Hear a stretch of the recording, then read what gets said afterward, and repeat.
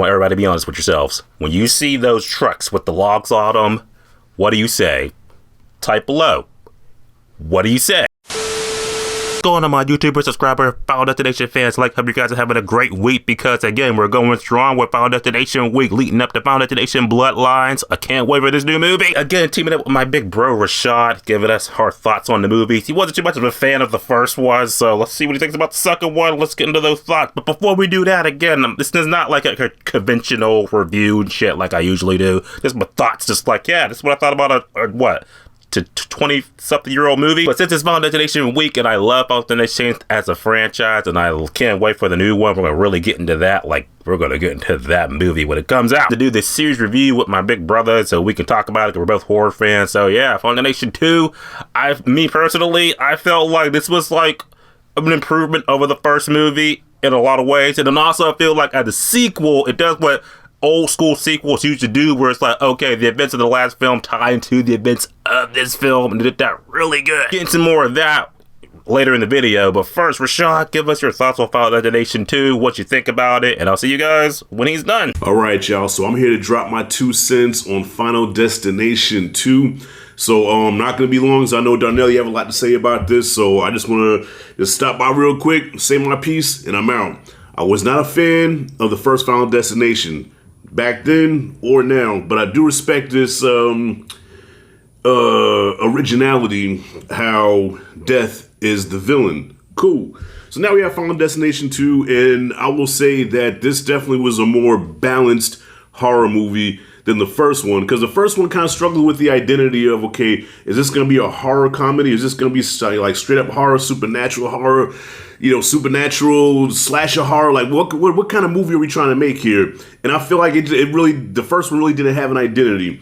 This one here, I think, is more self-aware of what it is, and so I can appreciate that. But I will say, I think I enjoyed it more back then than now. So I guess what I'm saying is the movie, I guess, is a product of its time because it did not really age that good. All the characters got on my last damn nerve. The final girl got on my last bad nerve. All right, she was so bad that halfway through the movie, they bring in the final girl from the last movie because this girl was so damn bad. They said, okay, we got to do some damage control. Let's bring that other chick back. Okay, this time she's gonna be in the padded room. She damn crazy, but we're gonna bring her back because this chick is garbage. If anybody should die first, it should have been her. All right.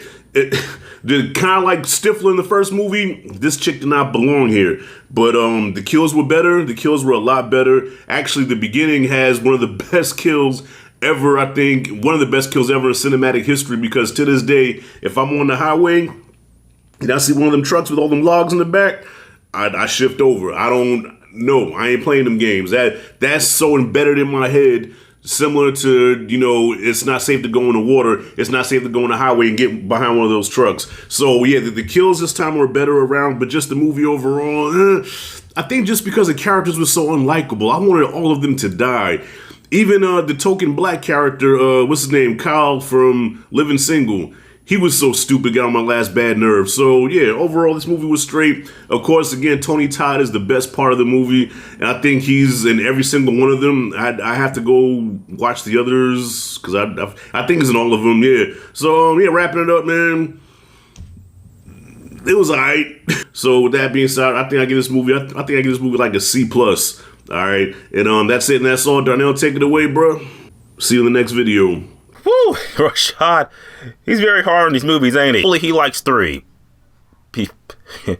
He probably will. Final Destination 2 for me, like I said, I thought this was what old school sequels should do. It's like the events of the last film really affect the events of this movie, because there's a point in the movie where the characters are all talking to each other and stuff oh man, if I wasn't at this character died like that. The deaths of the characters in the first movie affected the location and the placements of the characters in Final Destination 2. Because if you didn't know, you'd have seen this movie in forever. Their deaths have the list, so if you're on the list, you're dead. But eventually it's that deaths have to go in order on how he gets people, and now if you save somebody on the list, that person gets skipped and they go to the next person. Example, that a lot of people got added to the first list that would have been on the first list, but since the events of the first movie happened, those characters got onto a second list. So Death can't get to the second list, so it takes out the first list first. Plot the movie go, this is where the movie kind of like gets you to that formulaic territory where it's like, okay, this is how the rest of the franchise is gonna go. Yeah, the character gets on the scene with her friends and she gets a vision of like death and people are gonna die and shit. This time on a massive highway that's just like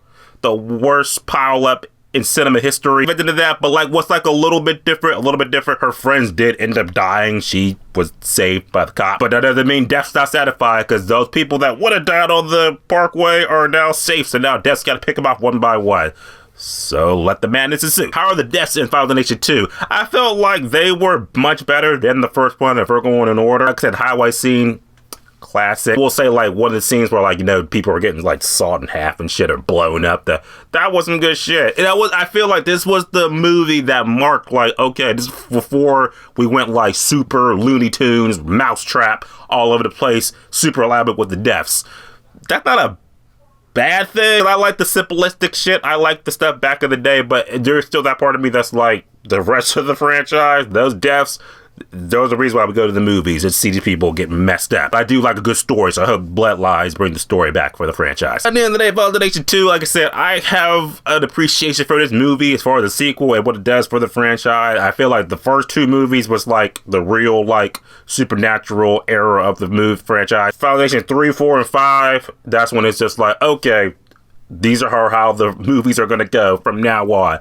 That's it. But I still have fun with 3. I can't wait to talk about 3. So Rashad, thanks for getting on the channel again. Can't wait to see you guys for the next movie. That's going to be Final Destination 3. That's coming out tomorrow. So yeah, enjoy the rest of your week. And Bloodlines, it's coming. It's coming. And as always, subscribe. Until next time.